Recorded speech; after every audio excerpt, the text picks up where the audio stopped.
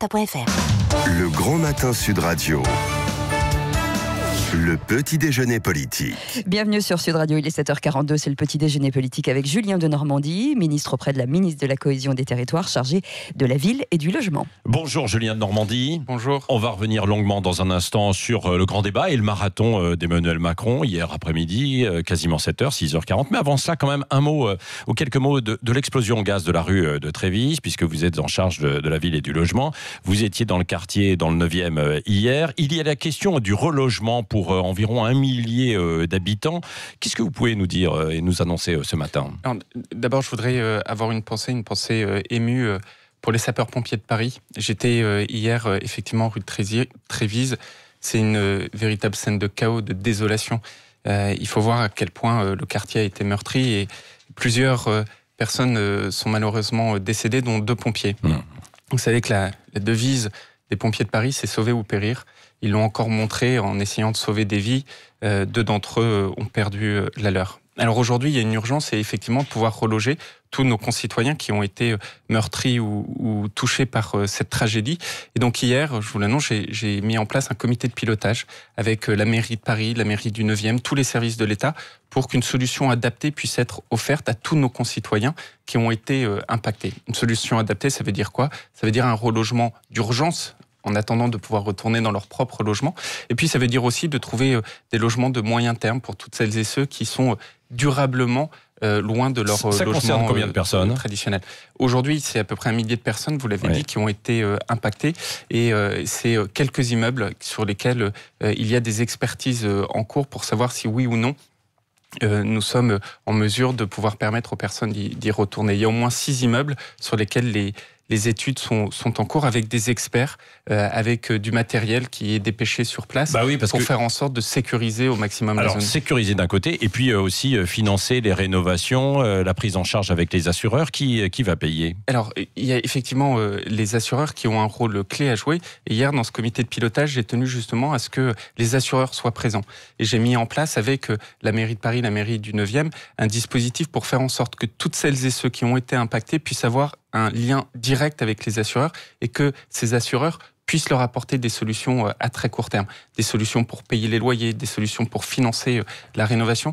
Dans ces cas-là, il faut absolument qu'il y ait un accompagnement massif de l'État et des collectivités pour accompagner toutes celles et ceux qui sont impactés dans leurs démarches. Et souvent, les démarches des assureurs, c'est compliqué. Oui. Et donc hier, on a mis en place, c'est vraiment quelque chose d'important, ce lien direct entre les assureurs et les sinistrés pour qu'une solution adaptée puisse être apportée et que les financements puissent être débloqués très rapidement. Et un état aussi du réseau de gaz à Paris, mais aussi dans les villes. Ça, c'est important de l'inspecter. C'est important. Alors, il y a une enquête qui est en cours pour savoir exactement qu'est-ce qui s'est passé.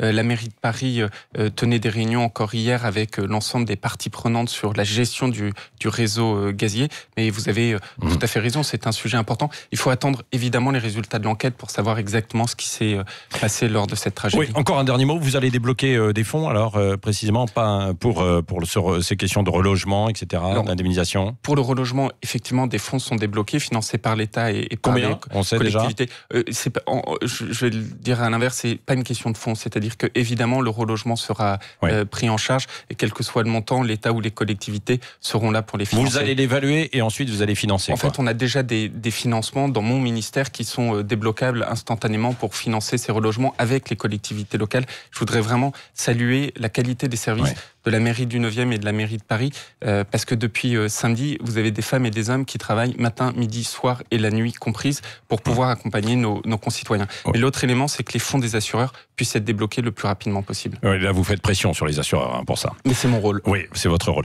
Julien de Normandie, c'était important de parler de cette question. Il y a évidemment l'autre grande question dans l'actualité ce matin, c'est le grand débat, 6h40 de dialogue avec les maires. Comment vous l'avez trouvé, Emmanuel Macron ? Alors, parce qu'il était un petit peu tendu au début et ensuite on l'a senti beaucoup plus à l'aise. On a retrouvé des airs de campagne, de la campagne électorale, non ? Oui, vous savez, on a eu un je crois d'abord qu'il faut souligner que c'était un événement totalement inédit. Jamais un tel exercice n'a eu lieu sous la Ve République, jamais.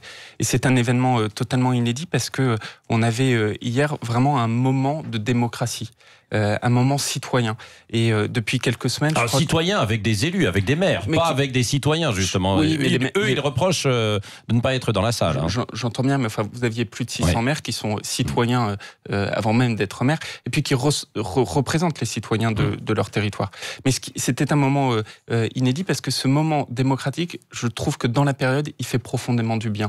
Depuis quelques semaines, quelques mois, c'est parfois la République, parfois la démocratie républicaine qui a été mise en mal. Et hier, on a eu un vrai et beau et grand moment de démocratie, de débat. On avait un président de la République qui non seulement écoutait, mais qui en plus entendait. Et sur ce débat, moi j'ai tout entendu. Il est temps qu'il se mette à entendre. Moi je le connais depuis très longtemps, le président de la République. Je peux vous dire que cette posture d'écoute, c'est quelque chose qui le caractérise depuis très longtemps. Et hier, alors qu'on nous disait que le débat ne pourrait pas marcher, que le débat, il y aurait des fils, que tous les sujets ne pourront pas être abordés, qu'il n'y aurait pas beaucoup de participation, que ce serait violent, hier, on a eu tout le contraire. On a eu un vrai débat avec 6h50 de réunion. Aucun sujet tabou. Des réponses très précises apportées par le président de la République à l'ensemble des questions. Donc moi, j'ai vu un président à l'écoute, très précis, et vraiment dans cette démarche inédite d'un grand débat pour tous nos concitoyens. Alors c'est vrai, Julien de Normandie, vous qui connaissez bien le chef de l'État, il a dit pas de tabou, mais en même temps il avait dit il y a des lignes rouges qu'on ne peut pas franchir sur des choses qui ont été votées. On a eu l'impression que, par exemple, sur l'ISF, hier, il tourne autour et qu'il a envie de faire bouger les choses quand même, non ? Il a été très précis là-dessus. Vous savez, il a une méthode. La méthode, c'est de dire quand on met en place des dispositifs, quand on met en place des mesures, il faut les évaluer. Et en fonction de l'évaluation, on corrige. Si ça marche pas suffisamment bien, on corrige la mesure pour faire en sorte qu'elle marche mieux. L'ISF, c'est exactement ça. La même loi, et on le dit pas suffisamment, la même loi qui a voté la transformation de l'ISF en un impôt sur la fortune immobilière, la loi précisait que le dispositif devra être évalué. On a fait en sorte que la loi elle-même le dise. Et donc hier, il l'a rappelé sur l'ISF, il l'a rappelé sur d'autres mesures, en disant que tout ce qu'on faisait, évidemment, il faut que ce soit évalué. Et en fonction de l'évaluation, vous savez quoi ? Soit on amendera, soit on modifiera. Bon, donc ce qui veut dire qu'il n'y a pas de tabou et que l'ISF peut être revu comme les 80 km/h. Sur les 80 km/h, là aussi, il a été très clair. Il a dit, est-ce que oui ou non, cette mesure fait sens ? Est-ce que oui ou non, ça permet de sauver des vies ? Est-ce que oui ou non, ce serait démagogique de dire on arrête tout et en même temps d'aller voir les familles des victimes en disant qu'on allait tout arrêter. Et en revanche, il indique aussi que peut-être qu'il y a des solutions locales, intelligentes à trouver, pragmatiques pour adapter la mesure. Il a été très ouvert sur ces sujets-là. C'est ce qu'il aurait fallu faire il y a un an, Julien Normandie. Avec le recul, non mais c'est... honnêtement. Moi, ça fait 20 mois que je suis au gouvernement. Je peux vous dire que cette méthode, je l'ai depuis 20 mois. Alors après, j'entends ici ou là que ça n'est pas suffisant, qu'il fallait plus le montrer. En tout état de cause, aujourd'hui, et vraiment, moi, j'invite tous nos concitoyens à participer à ce grand débat. C'est un événement inédit, c'est un vrai moment de démocratie. Et ça montre aussi la méthode de ce gouvernement qui est pas simplement de discuter, pas simplement d'entendre, mais aussi d'écouter et d'en tirer les conclusions. Le débat doit être un débat utile, c'est ça notre promesse, c'est ça notre engagement. Alors Julien de Normandie, est-ce que ce sera un débat aussi direct avec des citoyens et des gilets jaunes notamment, et pas seulement avec des élus, des maires ? Totalement. Aujourd'hui, le président de la République a lancé ce grand débat avec 600 maires. Il le fera à nouveau dans le Lot à la fin de la semaine. À Souillac, on sera en direct Sud Radio vendredi. Exactement. Mais ce débat, il vise aussi à pouvoir être fait directement avec des citoyens. Et vous savez quoi ? N'importe quel citoyen peut même organiser son propre débat. À partir de maintenant, on met en ligne sur un site granddébat.fr l'ensemble du kit, comme on dit, pour que chacun et chacune puisse organiser un débat localement. Qu'il soit maire, qu'il soit responsable associatif, qu'il soit simple citoyen. Et des ministres ou des ministres comme moi, on va aller partout sur le terrain pour participer à ces débats. Moi, j'irai par exemple beaucoup dans les quartiers prioritaires de la ville. Parce que justement, les quartiers prioritaires, on a l'impression qu'ils étaient exclus un peu, en quelque sorte, de ce grand débat qui tournait davantage autour des zones rurales ou des villes moyennes et un peu moins des quartiers. Vous nous annoncez ce matin que ça va concerner également les quartiers ? Je vous l'annonce que ça va concerner les quartiers et j'appelle même toutes celles et ceux qui travaillent ou qui vivent dans les quartiers à participer à ce débat. J'étais samedi dernier, par exemple, avec plus de 200 familles vivant dans différents quartiers de France pour avoir une discussion de 3 heures très libre sur tous les sujets. Il y a énormément de choses sur lesquels il faut qu'on avance encore plus vite dans les quartiers. Et ce grand débat, il permet de mettre en avant les difficultés au quotidien de nos concitoyens dans les quartiers, des solutions qu'on peut co-construire, des solutions nouvelles sur lesquelles aller plus rapidement. Et je dirais même, vous savez, dans les quartiers, la notion même de débat, c'est quelque chose qu'on a mis en place depuis fort longtemps.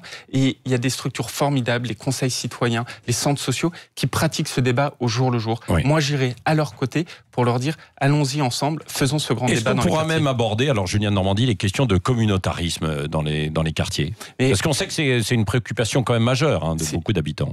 Hier, je crois que ça l'a démontré, aucun sujet n'était tabou. Ce que je dis par là, c'est que le grand débat, c'est pas un grand défouloir. On a un certain nombre de valeurs totalement intangibles. Ça passe aussi un peu par ça quand même. Non, vous savez, on l'a vu, il y a certaines personnes qui disaient est-ce qu'on peut revenir sur des avancées sociales, le mariage pour tous ou d'autres choses à l'issue de ce grand débat? Évidemment non. On a un socle républicain, on a des acquis sociaux, des avancées sociales sur lesquelles nous ne reviendrons pas. Après, quand vous faites un débat, ce débat, la parole est libre. Chacun y va avec ses convictions, parfois qui peuvent choquer, heurter. Mais chacun y va avec ses convictions, chacun dit ce qu'il a envie de dire. Les conclusions du débat, ensuite, elles seront totalement transparentes, les conclusions seront remises de manière totalement transparente pour faire en sorte que le gouvernement puisse s'en saisir et prendre des décisions. Y compris donc sur des questions qui peuvent choquer, quoi.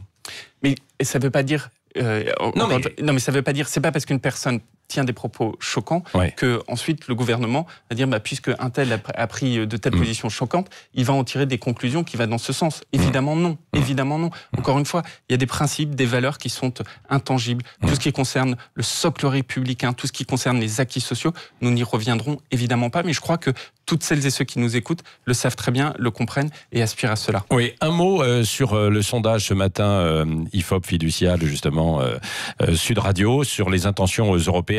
La République En Marche reste à 23%. Le Rassemblement National est derrière vous. Et s'il y avait une liste des Gilets jaunes, elle serait à 7,5%. Comment vous accueillez ce sondage, cette enquête? Je me méfie toujours des sondages, mais je crois qu'il y a plusieurs enseignements en tout état de cause, qui est une tentative de récupération de ce mouvement par au moins deux leaders politiques, que sont Jean-Luc Mélenchon et Laurent Wauquiez, qui ont tenté, et on voit, je crois que le sondage le montre, à quel point, malgré ces tentatives, les Français ne sont pas dupes de cela. Après, deuxième élément, ce sondage il montre aussi que ce mouvement contestataire qu'on a connu lors des élections présidentielles de 2017, ce mouvement contestataire, parfois cette crainte, ce sentiment de déclassement, il perdure dans notre pays, et c'est justement par le biais de ce grand débat et par la volonté de ce gouvernement de continuer à transformer qu'il faut lutter contre ces mouvements contestataires. Oui. Est-ce que ça passe aussi toujours par les petites phrases qui peuvent provoquer d'Emmanuel Macron? Il y a des gens en situation de difficulté que l'on va davantage responsabiliser parce qu'il y en a qui font bien et il y en a d'autres qui déconnent. Je ne sais pas ce qui choque le plus dans cette phrase. Si c'est l'utilisation du mot déconner par un président de la République, je peux comprendre que ça choque le mot. Enfin, on a un président de la République qui a son franc-parler, qui est direct. On lui reproche de temps en temps d'être trop à l'écart. Et dès qu'il parle de manière un peu familière, on lui fait aussi ce reproche. On a un président de la République qui n'a pas ces filtres-là. Mais sur le fond, cette petite phrase, vous savez, on n'a pris que la fin de la phrase, on n'a pas pris le début, où dans le début, il parle de mieux accompagner, de considérer toutes ces personnes en difficulté dans la pauvreté et de les responsabiliser. Je crois que sur le fond, là aussi, tout le monde partage cela. Et donc, il faut avoir là aussi raison gardée entre le commentaire du mot et le commentaire du fond. Oui, le mot de la fin, Julien de Normandie, justement, avec Cécile de Ménibus. Et moi, je vais vous parler de cette lettre du président Macron. Il est prévu qu'elle soit envoyée à tous les Français.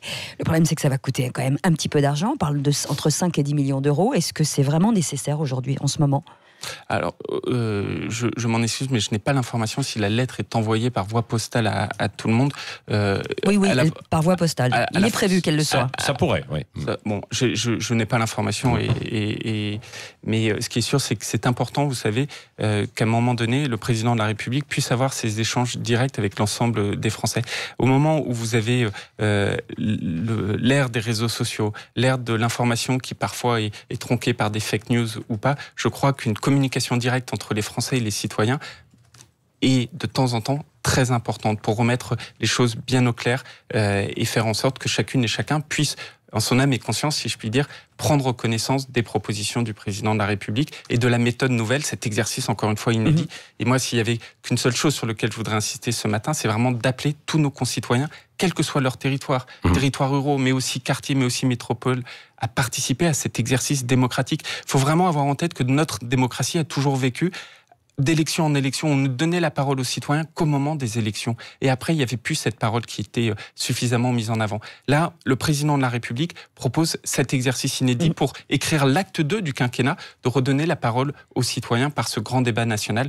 Participons-y, quel que soit notre territoire où nous habitons. Et je crois qu'il y a beaucoup de propositions intéressantes qui commencent déjà à émerger. Eh ben, il est convaincu. Et un invité surprise pour vous. Salut Julien, c'est Laurent Delahousse. Ravi de rencontrer enfin mon alter ego. Tu es le Macron Boy, je suis le Gnognottman. Certains de tes collègues te qualifient même de trop mignon. Exactement, tout pareil que moi. Mais on critique aussi ton côté gentillet et lisse, alors je vais te poser une question qui fâche. Le matin, tu utilises plutôt un après-shampoing au jojoba ou aux algues? Merci beaucoup Laurent pour tous ces commentaires. Je crois que je suivrai votre conseil. J'imagine que vous avez un avis sur la question. Pareil que vous, vu qu'on est alter ego. Voilà, le ministre bien. Julien de Normandie était l'invité ce matin de Sud Radio. Et bien sûr, on retrouve Denis Moreau à 8h20 et on vous parlera bien sûr dans l'opinion d'Yves de Kerdrel de l'accord du Brexit qui a été rejeté. Voilà, il est 7h58. Merci d'être avec nous, c'est Sud Radio.